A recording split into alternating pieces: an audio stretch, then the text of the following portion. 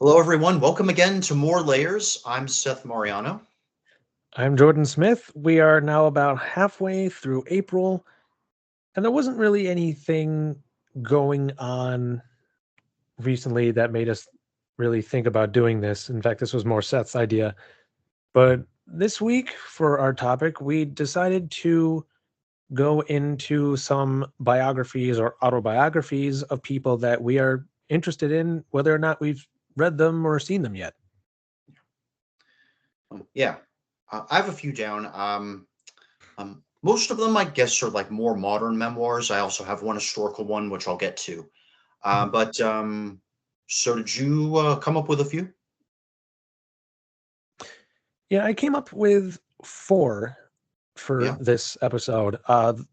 One, like you, I ended up having being very historical, and then the other three are much more modern. Uh, and the first one I wrote down is that historical one because I figured biographies, autobiographies, one that is very popular is The Diary of Anne Frank. For those that don't know that story, this was actually written by the person of the same name, kind of documenting her experience of being in hiding from Nazis. And it's not the most pleasant because like one wrong move could spell the end. And at some point, they were discovered, and it kind of goes into the whole details of what it was like hiding their experiences, where they were, what they were doing. And I think I can't remember if somebody kind of filled in what happens after they were found or not. I'd have to look again, but it's a very serious story. And the fact that it was real and happened much more recent than people may think is kind of scary. Yeah. Yeah. So, kind of for context, for those who don't know, Anne Frank was a member of a Jewish family in Europe during the Holocaust, and oh, so this was sort of a diary, kind of chronicling like her daily life living in a secret hiding place that they kind of prearranged. They had like fa- family, friends, and yeah, it's definitely. I think it's been considered, a very culturally significant or significant um, window into the horrors of that time during the war and all. And yeah, it may be a worthy look for anybody. I would definitely recommend it because, especially because it's a true story, because not everybody realizes how dark that time period was. A lot of them will hear Holocaust or anything that has to do with events during that time and be like, oh, that's so terrible. Those people must have suffered. And this diary basically says, you have no idea. Yeah. But it's very, very interesting read. I don't know about you, Seth, but this was Yeah. one of the stories that the school I went to at the time actually had this as required reading. And honestly, I'm glad they did that. I mean, I wasn't exactly required to read the book itself. I mean, there were a class or two where we'd like read from a play based on it or see a film based on it, but for me that was about it. But to require it of every school might not be a bad idea, though. Yeah, I would definitely at least recommend people watching it. I don't know if I'd necessarily like consider it an obligation per se, but I would definitely have teachers bring it to the attention of the students so they can get a scope of how serious these things were. And I actually saw, I think it was at Jiva Theater, no less, a production that was based on this story. And one thing they did that I thought was really clever, but also kind of gave an idea of how scary things were, is that as the story progressed, the wall behind them was getting smaller and smaller, which was a subtle indication as to how close it was to the moment where they would be discovered. It's like even during these very few pleasant moments that they had, it's like we all know what's going to happen. And the fact that that little space is getting smaller and smaller, it's like it gets you more and more on edge because you know what's about to happen. Ooh, yeah, I imagine. But that was the historical one. The other three are more modern ones, and they're not ones that I've read yet, but I have expressed interest in reading at some point. Uh, and I started off with one called I'm Your Huckleberry, which was written by Val Kilmer. I thought of this one because about 2 weeks ago today now, Val Kilmer himself actually unfortunately passed away. And for those who might know some of his work but not necessarily know his name, for example, he was the voice of Moses and God in The Prince of Egypt. He was Holiday in Tombstone. He was Iceman in the Top Gun movies.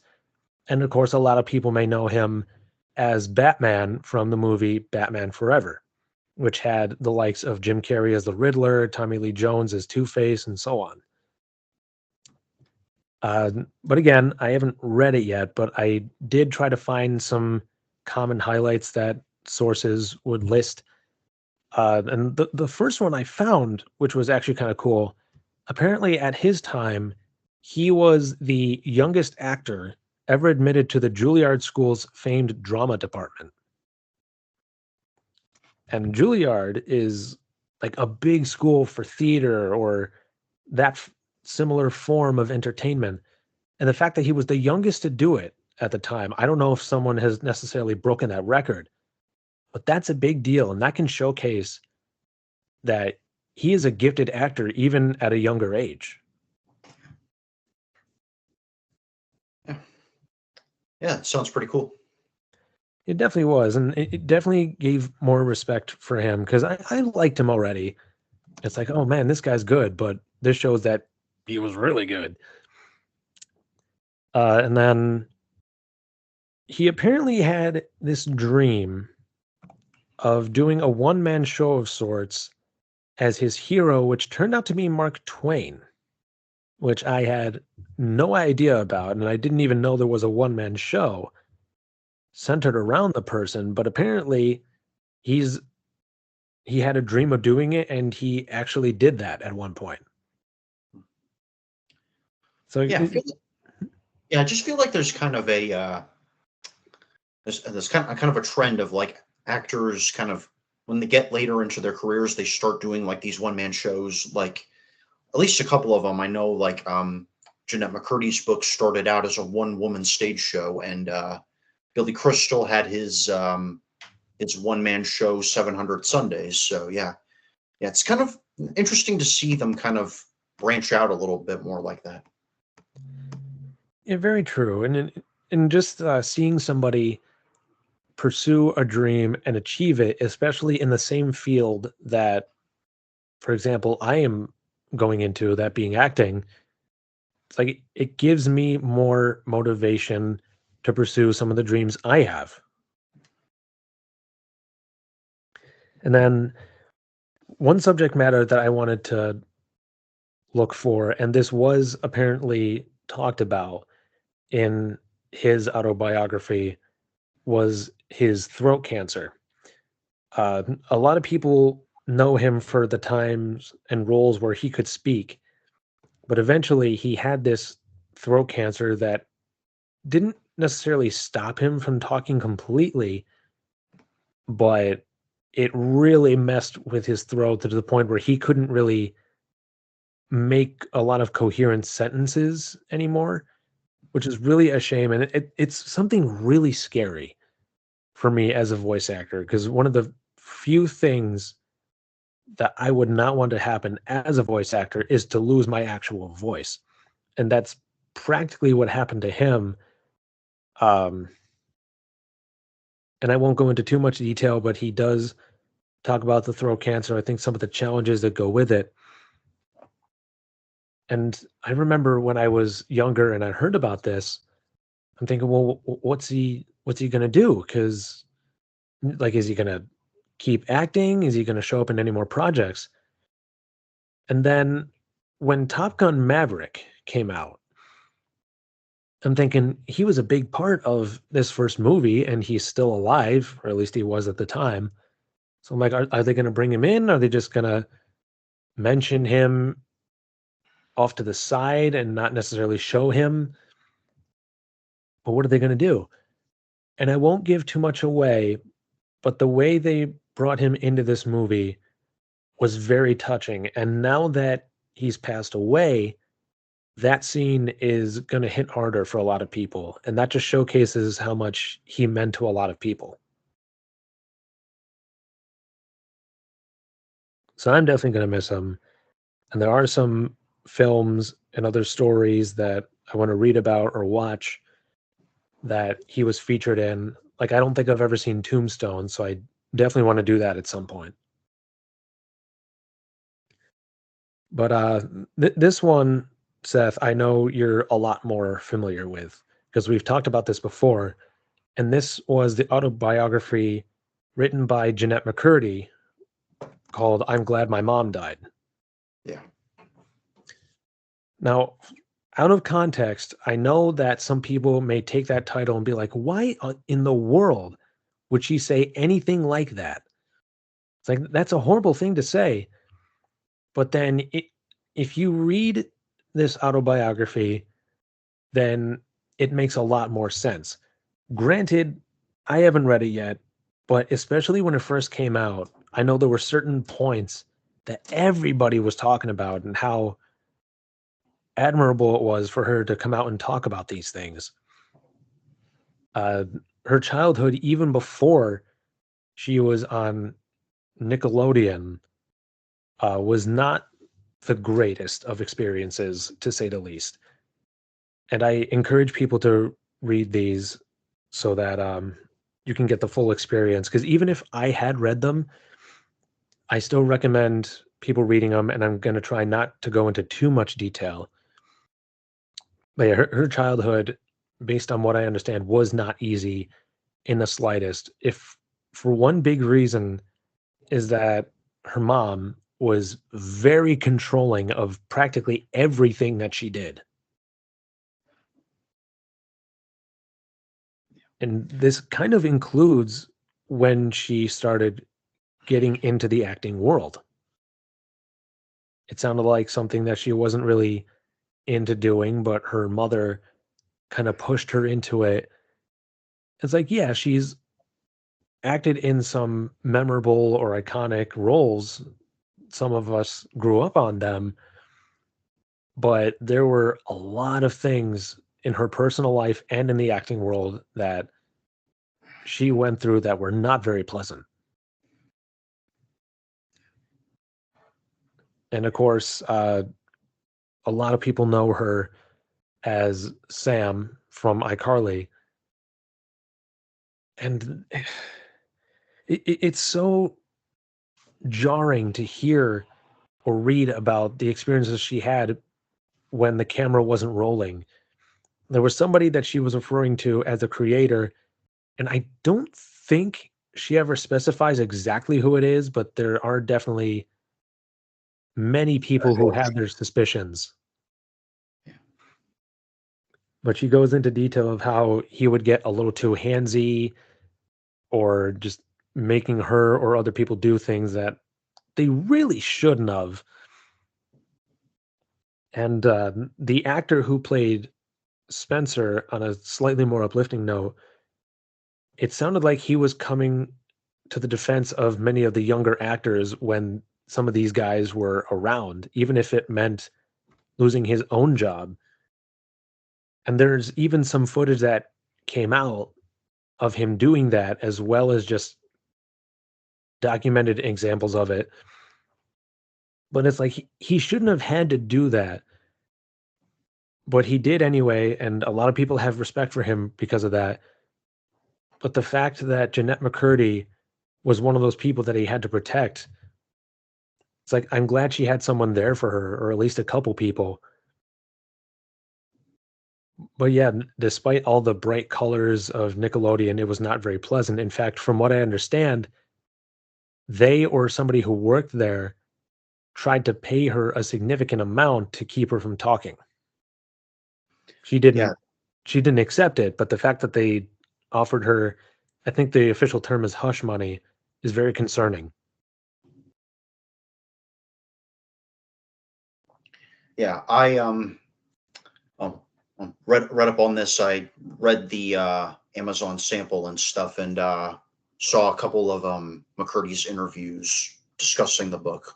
And yeah, it's a lot. This stuff is, yeah, very telling of how, well, we see a lot of these people on screen who have the talent, who have the ability to, play such compelling roles and all these things, but you don't always know what's really going on inside them, and or how hard they're working, how hard they're killing themselves, or how miserable they might be. So it's kind of a sobering reminder that they're as much human beings as the rest of us are, and they need, they, like the saying goes, they bleed when they're cut, and they really need someone to recognize and acknowledge, they have their limits, and they have their feelings, and from what I've seen, it looks like McCurdy is making slow steps to rebuild her life and start doing more of the work that she wants to do now as an adult, which is good. And yeah, so yeah, her story, just even just the snippets that we've gotten, even without reading the book, but but if you want more detail, you might want to buy a copy. It's uh, uh, very telling, very thought provoking. For sure. I will say though, for anyone who does plan on getting a copy that hasn't already, I would definitely still brace yourselves for some darker content because I don't know how detailed it gets or how difficult to the fullest extent that her childhood was. But just in case it starts to get explicit, just be ready for that. And the last one I wrote down is also by slash for an actor who also passed away in recent memory, and that was Matthew Perry. A lot of people, of course, know him as Chandler from the show Friends. In fact, the title of the story is Friends, Lovers, and the Big Terrible Thing. And from what I've gathered in some of my research, is that the Big Terrible Thing kind of refers to some of the issues he had in his own personal life. I don't think it was being controlled like Jeanette McCurdy's was. I think it was more like he had a lot of medical issues and he was addicted to certain things that for a long time really messed up his life. In fact, by the time he was about 30, based on my notes here, he had something called pancreatitis, which definitely is not pleasant. But it really shows how messed up his body was from these different things. And like Jeanette McCurdy, even though on shows like Friends, where he's often really funny or cracking jokes, smiling, for there could have been times when the camera was off or when he was off set that he was the complete opposite of that. And I think there was a passage that was mentioned where he had said something about like the things he would take depending on what his weight was.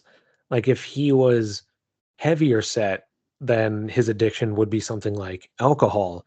And when he wasn't heavy, he would have these different pills. But like with I'm Glad My Mom Died and this one by Matthew Perry, again, probably explicit detail and will more than likely, in fact, I practically guarantee it goes down a dark road. I think it's still very important to read because it can really give an idea of what a person's personal life is like, especially when they're constantly in the limelight.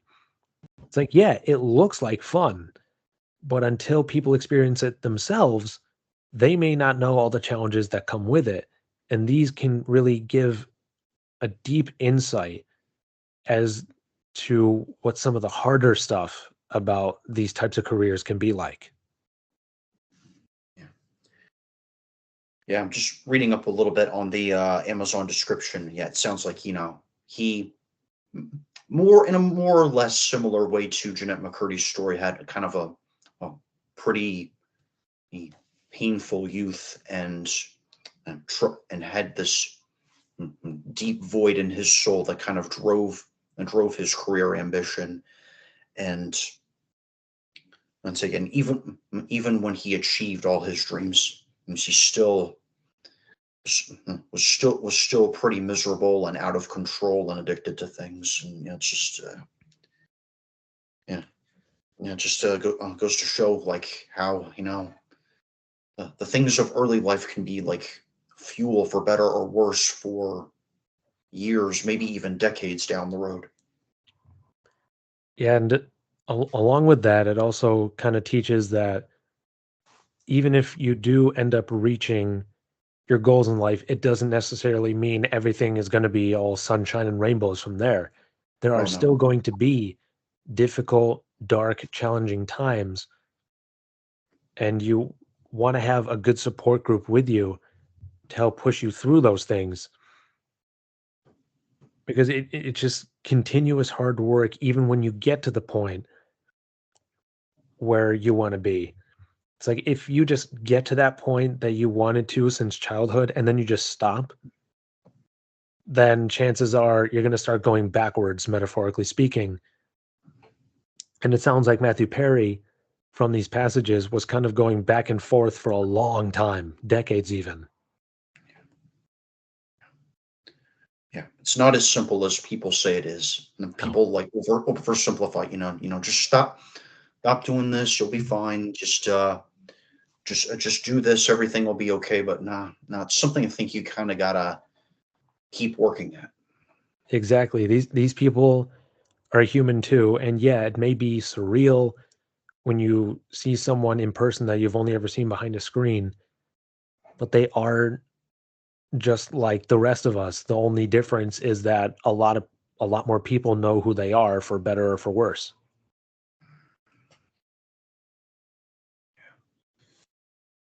Yeah. All right. And I've Yeah, those were the entries I had. yeah, and I've got my list here. Mine again. One of them, well, a little more historical. This was something that was given to me, I think, because I was showing an interest in history back in the day. I think my dad or somebody got it for me. A little more obscure.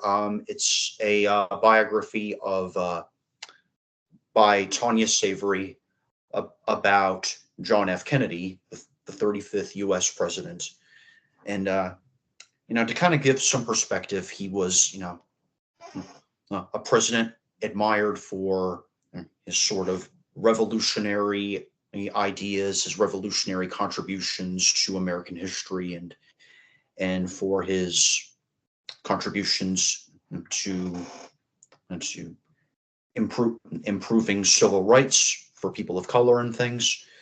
And it definitely taught me a lot about it goes into detail about his difficult childhood growing up despite being in a wealthy family. He had a lot of challenges he had to wrestle with, and even his difficult time from serving in World War II to getting to launching a political career as a congressman, a senator, eventually the turbulent journey to becoming president and the challenges he faced in that position as well.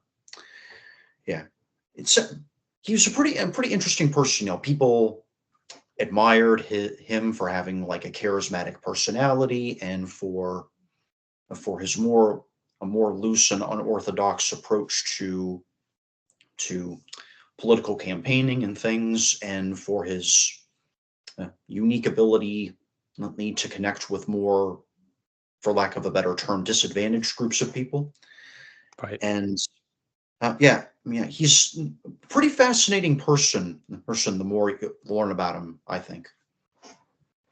I definitely agree with that. Like I myself, along with many other people, would mostly know him for what happened at the end of his life. Yeah. Uh, but this can definitely provide some insight as to who he was, what his life was like before he became president, or even afterwards. So, like with some of the stories I was talking about, it can really give that keen insight that'll give you a new perspective that you may not have thought of before. Yeah.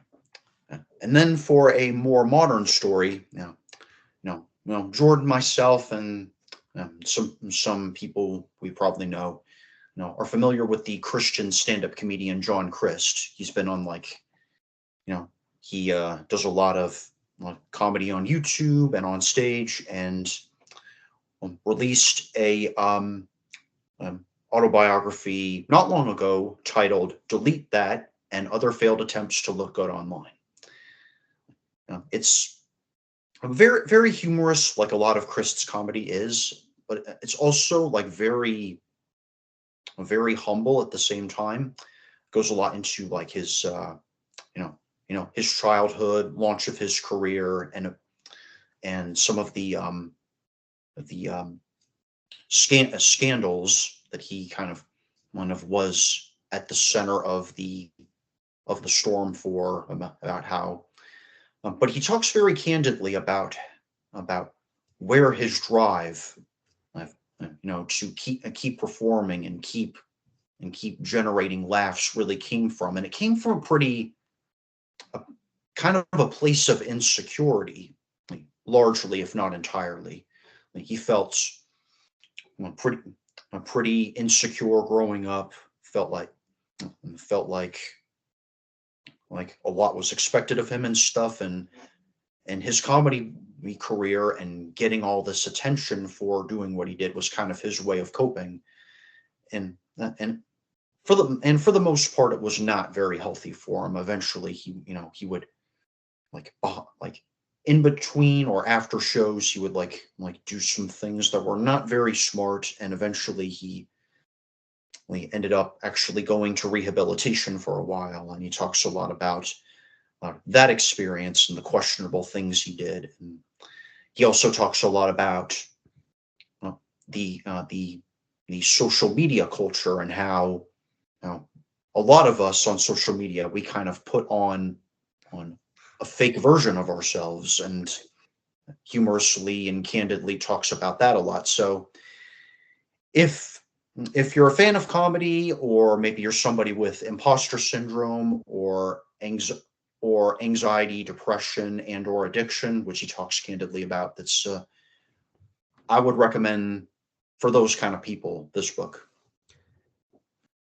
Yeah, this definitely falls in line with a lot of stories about comedians that I've seen, is that many of them will use comedy as a way to, like you said, to cope with things that people don't know about, or to kind of hide behind the laughter and away from the more difficult stuff in their life, like depression, anxiety, and what have you. Even as somebody as big as Robin Williams, the man who was basically comedy personified with the skill that he had, he still had a lot of dark things apparently going on in his own life. I don't know to the extent, but apparently whatever it was enough for him to take his own life, as it were. Well, not even as it were. That's exactly what happened, from what I Mm. understand. So, yeah, a lot of comedians, they have some troubled life experiences, some troubled pasts, and some of them will make not so great choices. The other thing I've also noticed with some comedians is that because they had these dark childhoods, or they had difficulties in their life before they were comedians, it's like I didn't have that many chances to smile or laugh in my life, and I don't want to see other people go through that. So I'm going to be a comedian so I can at least help other people laugh. I don't know if John Christ ever expressed it that way, but I wouldn't be surprised if he was on that list of comedians that thought that way. Yeah, well, I would say from reading it, own a copy of the book. He would describe it as kind of a double-edged sword. Like, there were a lot of strict rules and expectations I was kind of forced to follow, but you know, there were some good things that came out of my upbringing, and some bad things, and but a lot of stuff I just didn't know what to deal with. Sure. Yeah. I'll see if I can find a copy at some point. That's the thing about a lot of these is that I would read them if I was able to find them somewhere and get a legitimate copy. I don't want to necessarily just illegally find a copy online and read it from there. Now, I think a lot of these, you can order from like Amazon and stuff. Okay, Some of them are probably, at Barnes and Noble and stuff. But yeah, true. I think personally, I'd say the easiest place is to just like order online on Amazon. I think personally, Sure, sure. yeah. And then this was something I kind of bought a copy of more for nostalgic reasons, probably more than anything. And it's an autobiography by the multiple award-winning Christian musician Stephen Curtis Chapman. And he came out a few years ago with this book, Between Heaven and the Real World.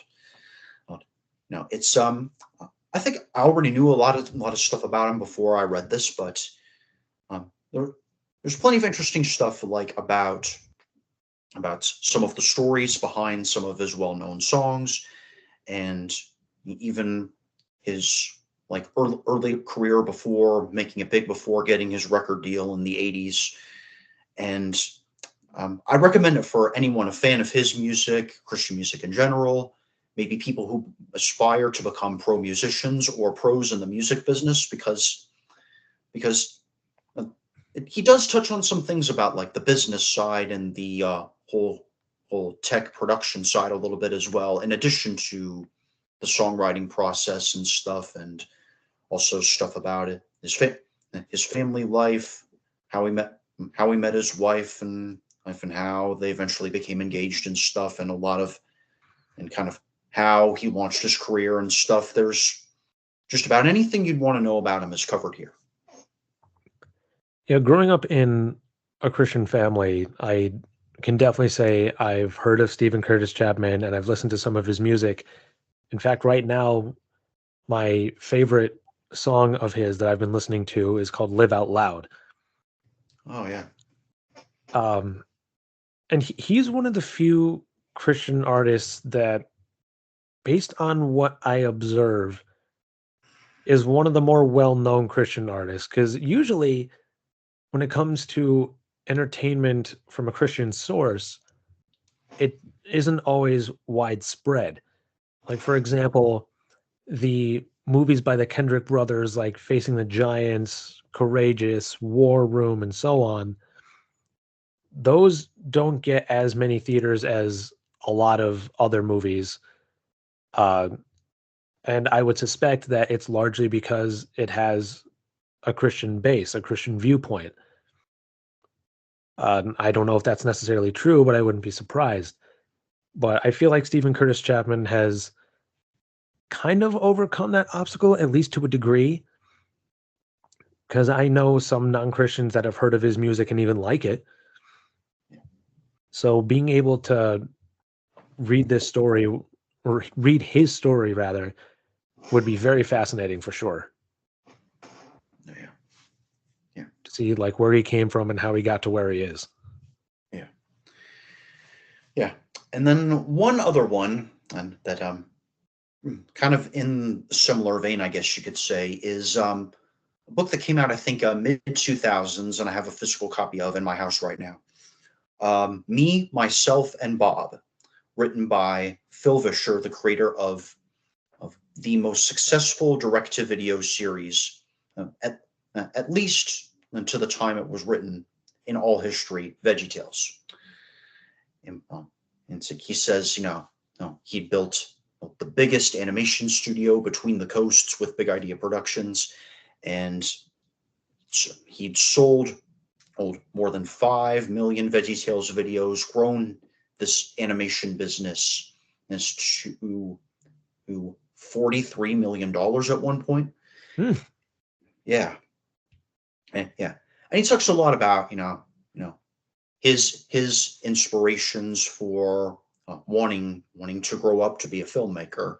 And a lot of his inspiration, interestingly, was Walt Disney. He grew up liking a lot of mostly obscure films from the Disney studio, and he admired Walt particularly quite a bit, which is interesting in itself. Yeah.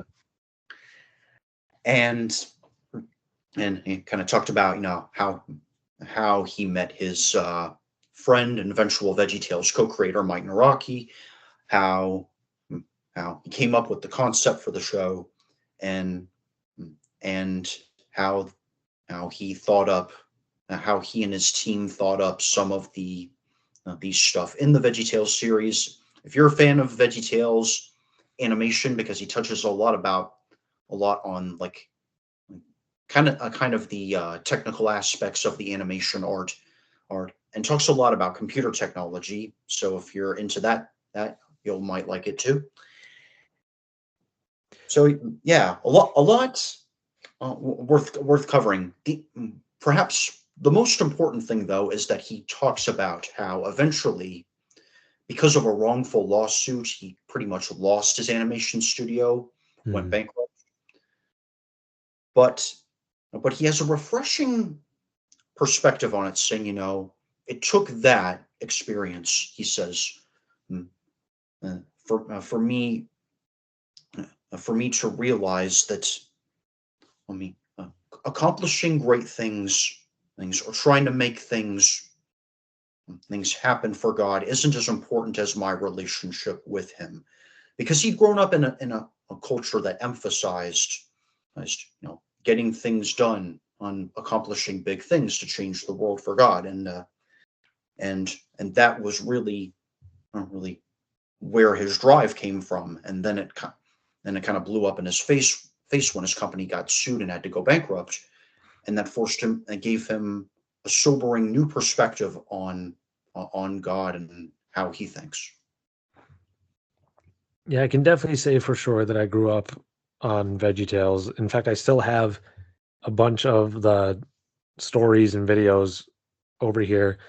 I think some of them were given away when I originally moved, but if VeggieTales was a big part of my childhood, there's still some moments that my siblings and I will quote, excuse me, Yeah. because they were important or they were hilarious or some combination of the two. I can't tell you how many times my sister and I, for example, have referenced the bloopers from the Jonah movie. But I remember watching the opening credits for each VeggieTales story, and I would constantly see Phil Vischer. It's like, I like this guy. I'd love to meet him. I still very much would like to, and especially to know his story and understand where the concept came from. It's like, yeah, I could definitely read that, me, myself, and Bob, and I probably still will. It's just sometimes on top of that, it's great to hear directly from the writer themselves. Like when you're face to face with them. Uh, and if nothing else, I would definitely love to read that, understand a lot more of where these ideas came from. And I will say, if I did get a chance to meet him, I would express my thanks for him being a big part of my childhood and creating stories that I loved and still do and constantly come back to. Like one of my favorites was the story of Esther. and how they portrayed it. Yeah. And I also loved how after a while they started doing a lot of VeggieTales based parodies of things. Like they had one called Lord of the Beans, which is a parody of Lord of the Rings. I think they have a Pinocchio one called Pistachio. Yeah. I think they have a Wizard of Oz in there somewhere. Wizard of Oz. Yes, they do. Yes, yes. Um, and I think they have an Indiana Jones parody called Minnesota Cuke. Oh yeah. Yeah, I think even from early on in the series, they did a lot of pop culture spoofs, which I think is, which I was gonna say, that's something that might attract a bunch of kinds of people to it. Is like they spoof a lot of popular things. Like even from early on, they spoof things like Gilligan's Island and Star Mhm. Trek and Batman, probably more Mhm. famously. Though they incorporate a little bit of more Spider-Man into Larry Boy as well. But Yeah, Larry Boy definitely started out as like a direct reference to Batman because he had the Larry Mobile, he had the signal in the sky. His butler was also named Alfred. He had the cave, he had the mansion, and all these different gadgets. And then I think it was the Bad Apple when that came out, they started implementing references to Spider-Man as well. Like he would use his ears to swing around the city. There was a moment where he was hanging upside down in front of the person that he was supposedly attracted to. Um, I, Even the villain was it wasn't him doing this, but the villain was shooting spider webs everywhere for a while. oh yeah, So there were definitely a lot of callbacks to different superheroes and such yeah, from Larry Boy alone. yeah. At one point, I feel like they had this group of superheroes called the League of Incredible Vegetables, which Yep. I didn't really watch, but yeah, I feel like that's kind of like their version of the Avengers. It is to some degree, although based on the name, I think it's also a reference to, Justice League. Yeah. well, not even Justice League, but there's one called the League of Extraordinary Gentlemen. Sounds vaguely familiar. Yeah, I think there was a movie that came out that had mixed reviews, as well as I think it was a comic series of some variety, or at least some type of comic style illustration. But because they're called the League of, in this case, Extraordinary Vegetables, I figured personally, and I could be wrong, that the name at the very least was in reference to the League of Extraordinary Gentlemen. But they could easily also be making references to the Avengers, and especially because Larry Boy's kind of like Batman, it could be a reference to the Justice League. But the whole superhero team up thing is definitely something that a lot of superhero fans would get into.